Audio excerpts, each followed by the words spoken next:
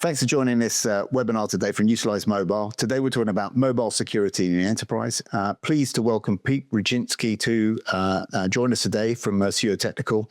We're going to be talking today about Cyber Essentials, Cyber Essentials Plus, importantly what's happening on the 27th of April with 3.3 of the version, and then specifically getting into mobile devices and some of the things there. People are very used to protecting devices like laptops and desktops within the corporate environment behind the firewall. But mobiles are a bit different. They travel everywhere and they've got some different challenges. And with 3.3, mobiles are coming much more into scope again than they were previously. So Pete, don't know if you want to introduce yourself very quickly, a bit of your background and what you do by helping organizations with their security posture. Yeah, thanks, Matt. It's good to be here. So we've been, I founded the company called SEO Technical about 15 years ago. And what we refer to ourselves as a technical security business. So in the early days, we used to work with organizations, helping them design and develop advanced security systems.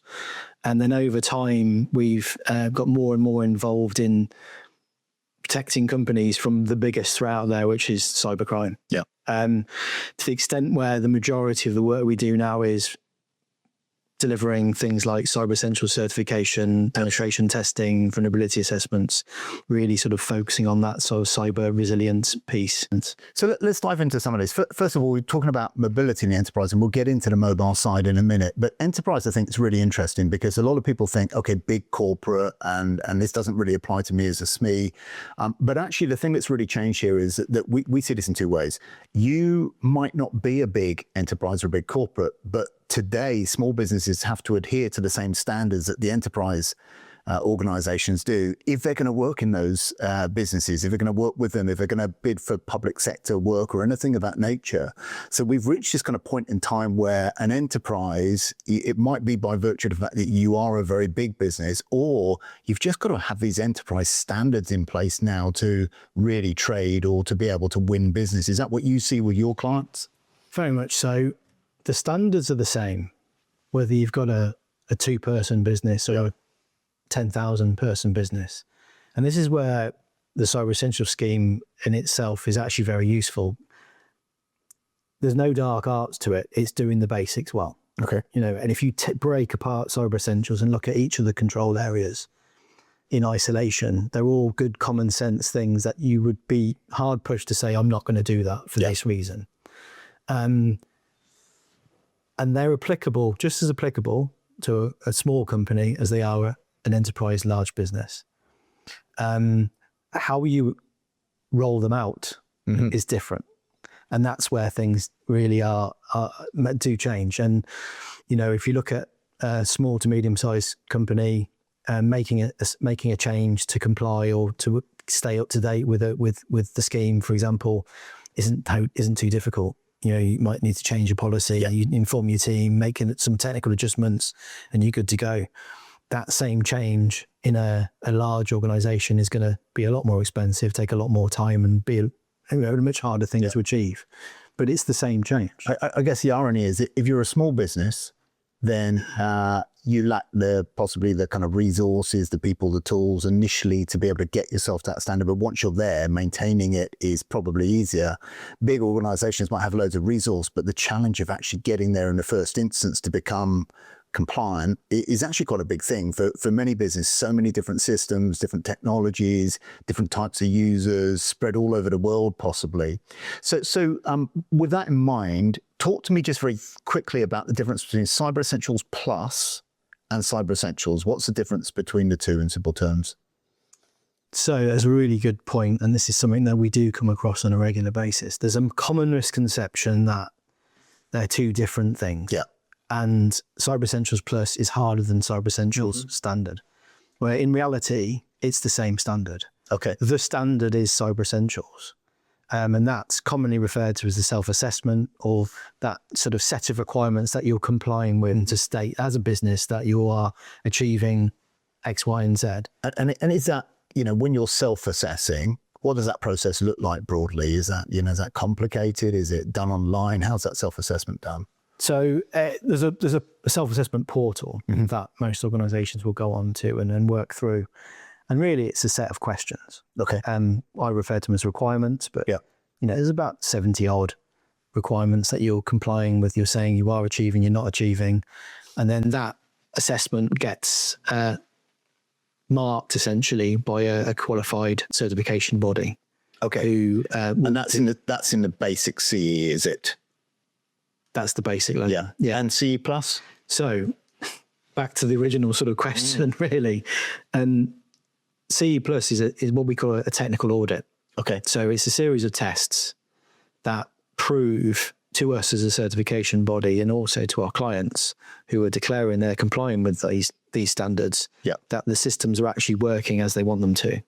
So it's in theory, no harder than anything you've already worked through at the self-assessment stage. You just got to prove checking that it's working. Okay, interesting. It's actually very useful. So, and we're just about coming up, as I understand it, April the 27th, we have a new release of those standards. Is that right? Tell us a little bit about that. Yeah, so there is a change inbound. And there's always a bit of sort of chatter when these changes come around. Sometimes they're more dramatic than others. And in this occasion, yes, there's some changes, but to the end users, you shouldn't really see anything major different to how they would normally be seeing in an assessment. Overall, my view is that the changes are really just tightening up how things should be done. So if you were assessing and reviewing to a rigorous high standard in days and years gone by, you're probably not really going to need to adjust or change that much. What it is addressing is where people have been maybe assessing on the peripheral of what's compliant, what's not compliant. It's really coning that in and making that a bit less subjective. And in this release, we've got a couple of kind of, in layman's terms, multi-factor authentication is now becoming like the default for cloud services, web services. So in the past where, if it were available, people might use it. Am I right in saying that pretty much if you're accessing a cloud service now, you need multi-factor authentication? If it's available, it should be enforced. What the changes have also done is they've been a bit more prescriptive over what is a cloud service. In times gone by, the people would, for example, a banking application, they might say, well, that's not a cloud service, there's a portal I'm accessing for the business. Whereas actually, if it's an online accessed service that is critical to your business, is a cloud service. Fair. And therefore, which today is pretty much everything. It's everything. And previously, if you weren't using MFA, it wouldn't have, at the basic level, wouldn't be an auto fail. It would have been a major non-compliance. And you can carry 2 non-compliances. A bit like driving tests. However, when you get to the plus level, that would have precluded a plus pass. Whereas now, that's actually an auto fail now at the basic level. So what does that mean, an auto fail? What do you have to do next if you've failed? You cannot achieve a pass on the basic level until that's been remediated or changed. And then presumably you've got to evidence that across the board of you that's been put in place. Yeah, absolutely. And ultimately, at the basic, for the self-assessment, when you've completed that assessment, you will declare it's true and correct. As a board member of the company. Okay. So you are declaring yourself. That will only get checked and verified if they proceed on to the plus stage. But it will be checked at the plus stage if they're going that way. And because it puts more of an onus on companies, especially supply companies who are selling portals and applications and that sort of thing. They really should be including some form of multi-factor authentication. We do still encounter some services in our travels that don't have multi-factor authentication. And I think this is going to change very rapidly because everyone can see now with people like JLR, the supply chain is the big risk.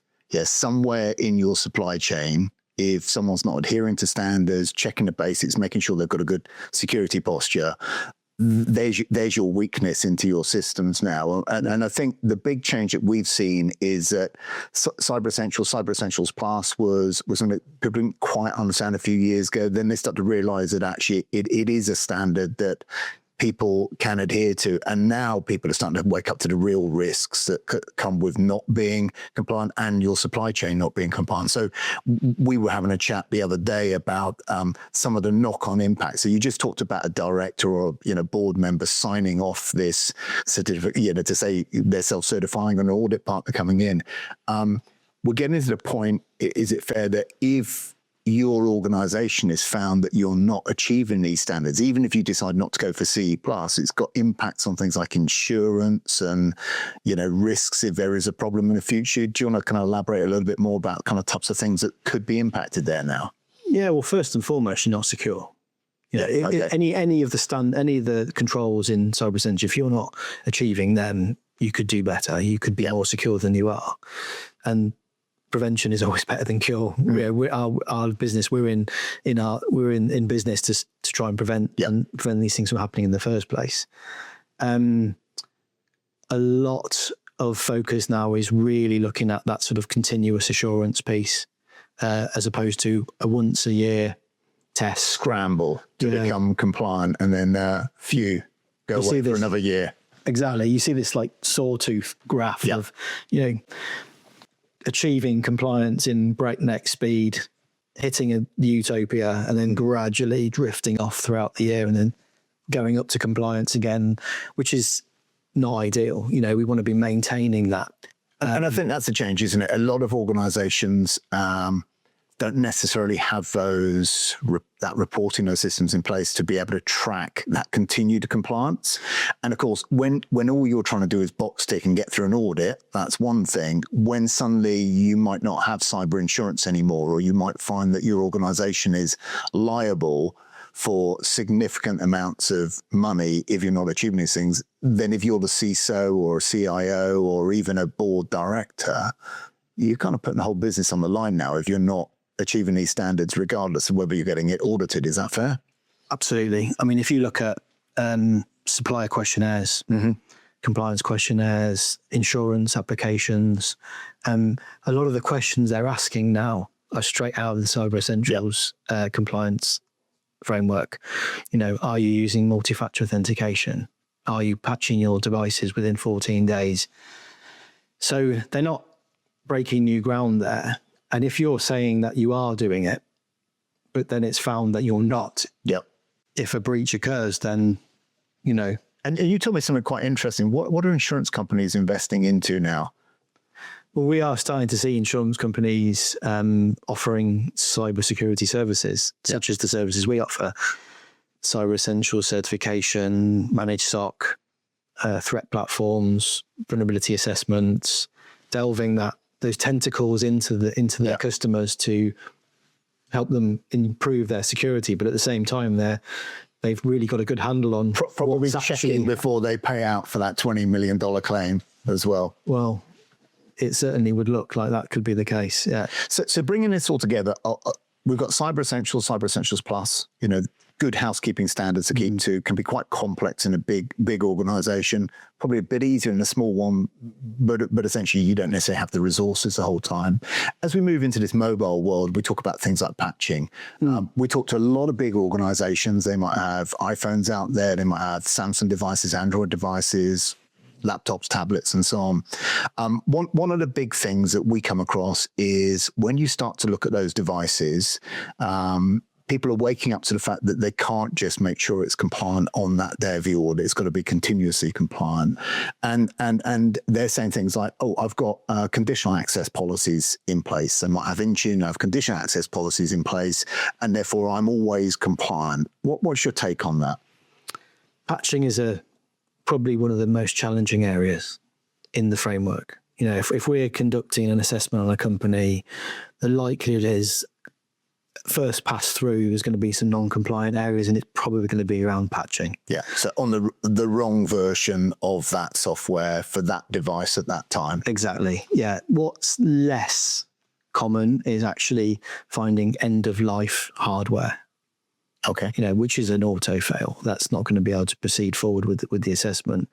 That it doesn't happen as often. Where we start seeing hotspots of that are when there's major changes and server versions are coming to end of life, or major changes in the landscape. So patching, without a shadow of doubt, is the most challenging piece. This sort of links into one of the changes that's coming in, which really affects certification bodies more than it affects the end users of the certification. Okay. And this is to do with the sampling of devices. Right. And so when we're conducting a Cyber Essentials Plus assessment, some of the main tests we do are sample based. So we'll be looking at credentialized patch scanning of devices, end user devices, and what we call interactive testing or benign payload tests on those devices. And we'll be looking at taking a sample set of each different type of operating system that's in use in that organization. So if you've got one type of operating system in use, we'll be looking at around about 10% of that. Okay. Of that organization, obviously capped as a sensible figure, especially if you're dealing with enterprise size organization. Conventionally, you would conduct the assessment on that sample set. If they were non-compliant, you would feed back to the client. They would take the appropriate remediation action on those devices. Well, they should do it across the whole estate, and then the assessing company, in most cases, would then rerun that assessment on the same sample set devices, because you've gone through the hassle of putting the agents on those devices, and you've already engaged with the end users and so on and so forth. That's one of the challenges and main pieces to get through for that. With this change now that's coming in, is that sample set will have to change if it's non-compliant first time through. So we're going to look at a new batch of devices and just see how widespread this problem is. Yeah. And again, like I said right at the beginning, this is really sort of weeding out the people that are on the fringe of the certification. So maybe unscrupulous people that might update just the devices and the sample set when there's something that needs correcting and say, okay, we're ready, so test that again. It's challenging that. So it's a good change. It needs to be done. But also, if you look at, say, mobile devices like we do, I mean, there's now this kind of 14-day window to be updating. Now, that's a pretty significant challenge for many big businesses. You might have 1,000, 2,000, 3,000 more users out there. All of those devices have a 14-day window. Now, if you do your audit, and you're looking at, and we've got one of those changes that's come through 2 weeks ago, all of those devices that haven't updated to the latest version essentially are non-compliant. So even if you've got conditional access policies that say they can't, access my email if they're not up to date, the devices themselves, as they're managed, are still non-compliant. Is that fair? It is, yeah. And therefore, if those devices were declared in scope of the certification, which now they would be if they were corporate devices. Yeah. Essentially, you are not complying with the framework then. And that's a fail. We're talking mid-year though, aren't we? So if it was during an assessment. Yeah, during an assessment. It would be a fail. If it occurs mid-year, the scheme is very much like, and I'll use the MOT analogy once in this session, like an MOT, it's the business's responsibility to maintain that standard throughout the year. So you have the assessment, just like you'd have an MOT in the car, and it's your responsibility to maintain. So we're not at continuous testing yet, but here's the kicker. In the past, you didn't necessarily have to do the compliance checking yourself all the way through the year. Like, you're probably not going to check in your car all the time and servicing it all the time during the year. And if it failed, you put it right. Now the problem is, if you weren't doing that and there is a cyber problem, a hacking, some form of problem, and it's exposed a weakness in your business and you haven't been doing it, then all the insurances are potentially up in the air. The big problems start at that point. So it's almost that although you're going to be checked once a year, you've got this continuous compliance obligation that's upon you, and therefore having the tools and the systems to keep that check, to make sure that these devices are being updated, has kind of almost become a default necessity. Is that fair? Yeah, well, it's not protecting you if you're not, if it's not enforced. And if it's not enforced, just like if your car breaches the MOT standards mid-year, and you have an accident or you become liable to A, correct it, and B, if you've caused some damage as a result of that, it's kind of your fault. Yeah. So the same is said for Cyber Essentials, really. Essentially, if a company drifts out of compliance mid-year, and it could be proved, then in theory they're not compliant anymore. Gotcha. And shouldn't really be holding the certificate.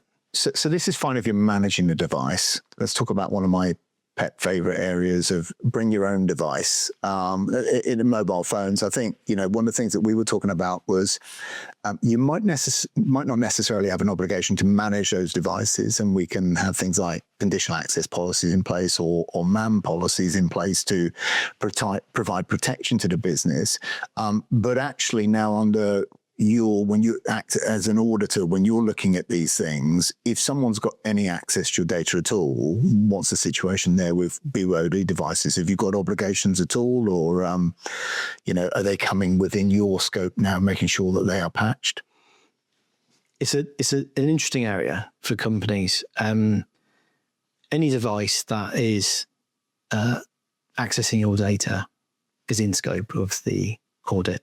And the certification. So bring your own devices, corporate devices.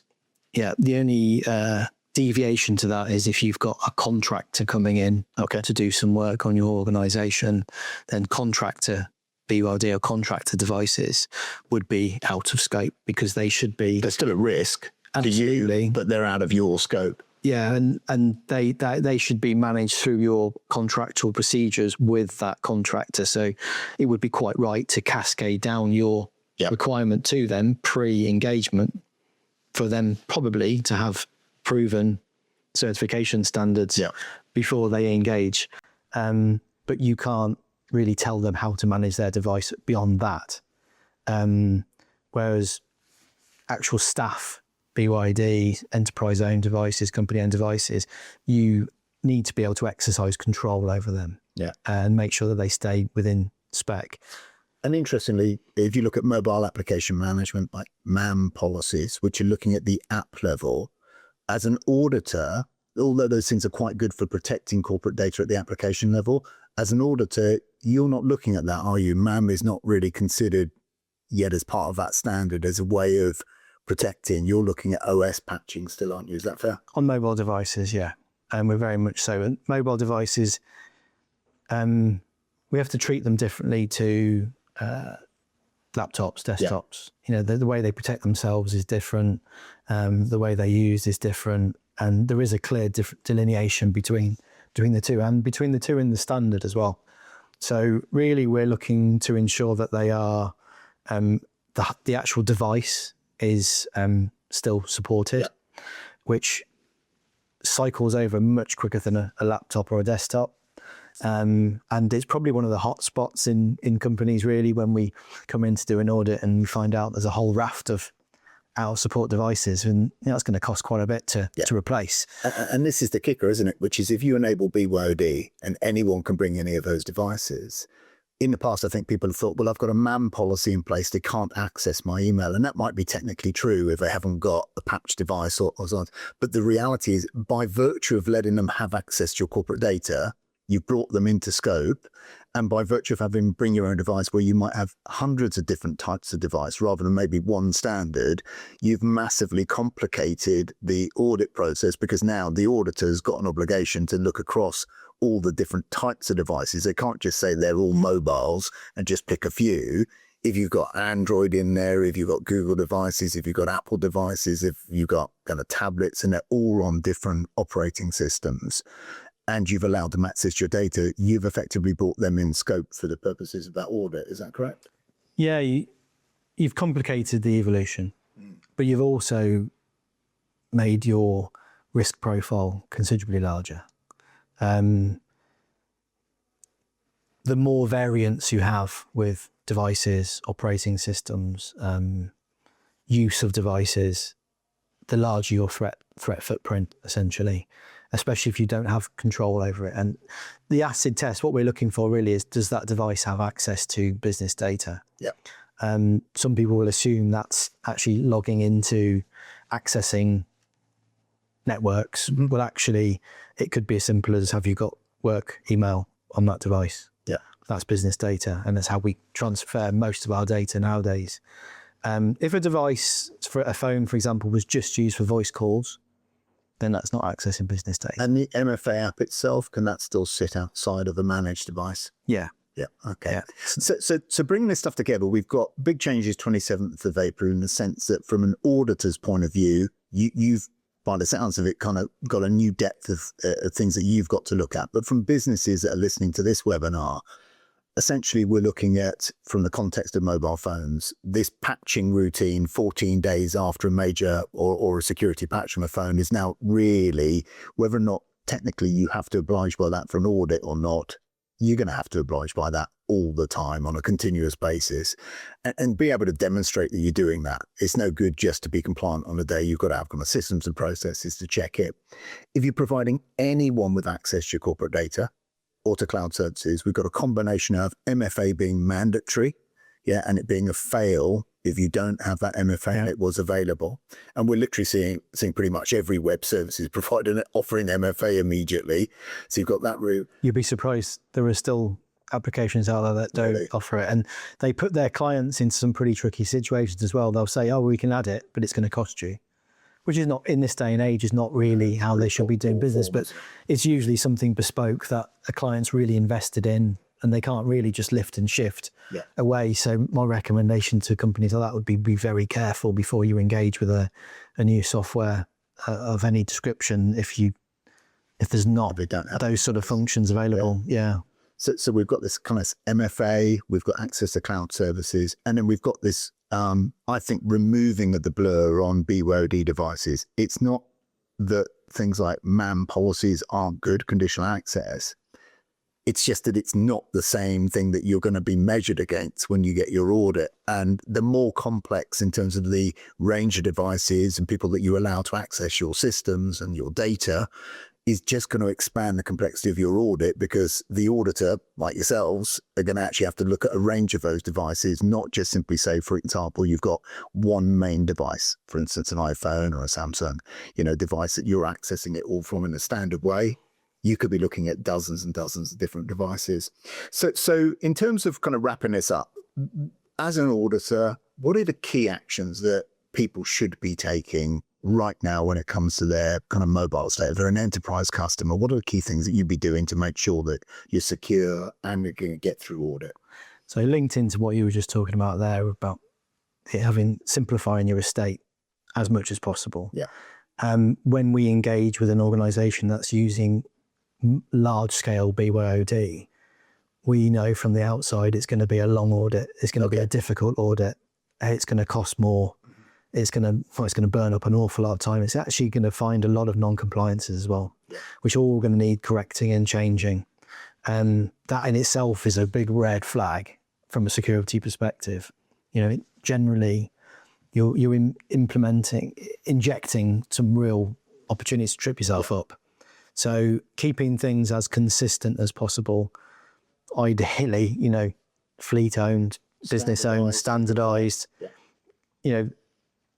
We deal with some very large organizations who are actually easier to engage with than small businesses because they've got a more consistent device set. They've got one operating system, they've got one type of device, they've got one mobile device, they're all on the same, they've enforced onto the same You're sampling somewhat iOS or Android version, and that reduces the sampling size and that activity of the audit, but it also gives us great confidence that they're usually much more secure and locked down. They find it so much easier to comply with the standard. Yes. And if you comply with the standard, you're inherently more secure.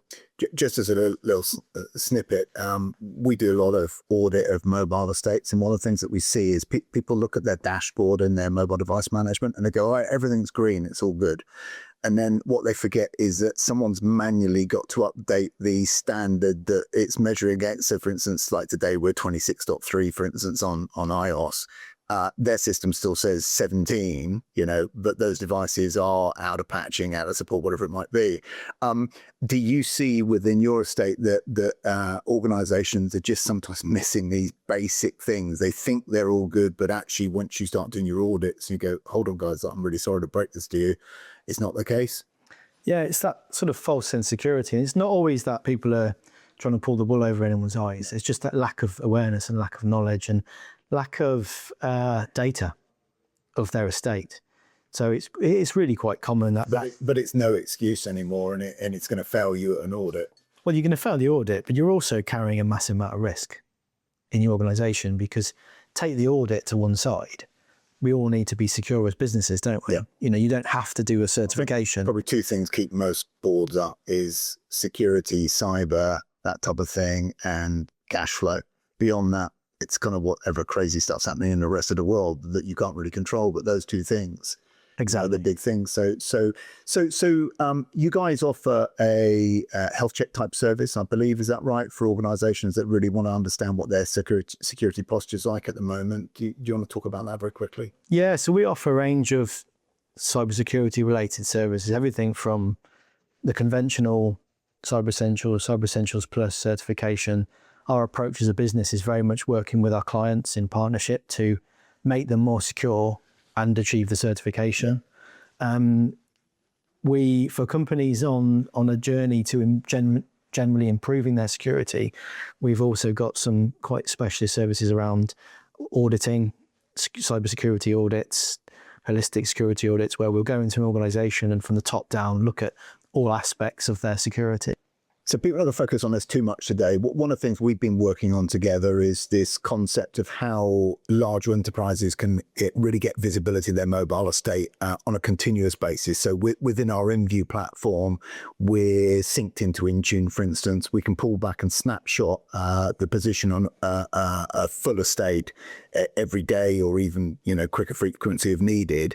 And then from that snapshot every single day, what we can do is then build a picture of how regularly those devices are checking in, how quickly they patched and updated, and we can communicate out to the users. For instance, if they're not patched, we can message them, get them to do that patching if it's not done, right ultimately up to the 14-day period.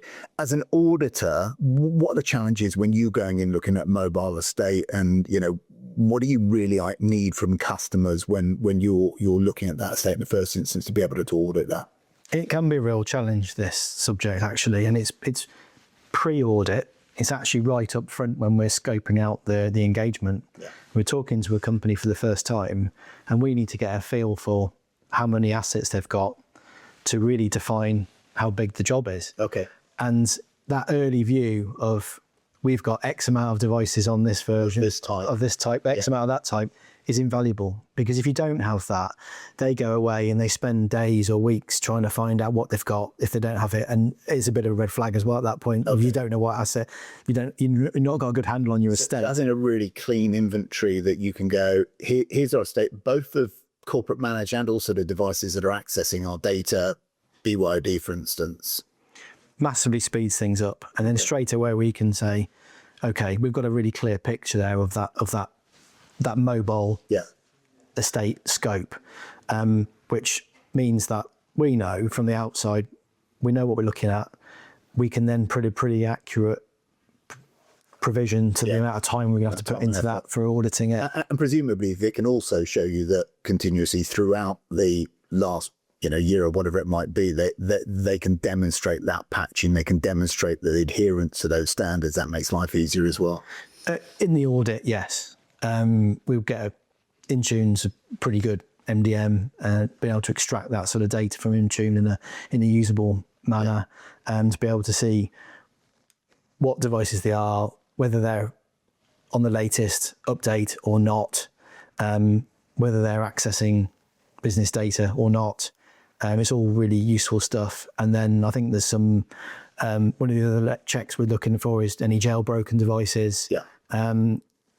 If we can get a clear indication of if there are any, that's a pretty useful aspect as well. And that's right. And you can get that data. The challenge you have with Intune is it's a snapshot in time. So you pull that report, for instance, in lead up to the audit 2 weeks, by the time the actual auditor's looking, it's out of date because you've got 14-day period. So, and it doesn't record any history. So you can't really see. So you might see a last checking date, and you might see the status of that device at that very second when it's done. You've got no other history amongst that. And of course, things changing very quickly in the mobile world. Yes, we do have to focus back on the audit, though. It is a point in time assessment. Yeah. So we're not really looking for history. We're looking for a point in time. But if someone gives you an inventory from a month ago, that's not that much use. Exactly. It's already out of date. So, Especially in a large organization. and you've got to go and redo it again. Okay, then that's really interesting. Thanks. So Pete, thanks ever so much for joining us today. So if people want to learn more or get a security posture health check or something, and make sure they can reach out through assuretechnical.com or to yourself on LinkedIn. Absolutely, yeah. Okay, great stuff. Likewise, if anyone's interested in looking at their mobile estate with Utelize, wants to do a health check, see whether or not they have any issues, overspending, security problems and so on, we offer a free audit service on that side. So Pete, thanks again for your time today. Appreciate it. Thanks, Mark. Thanks.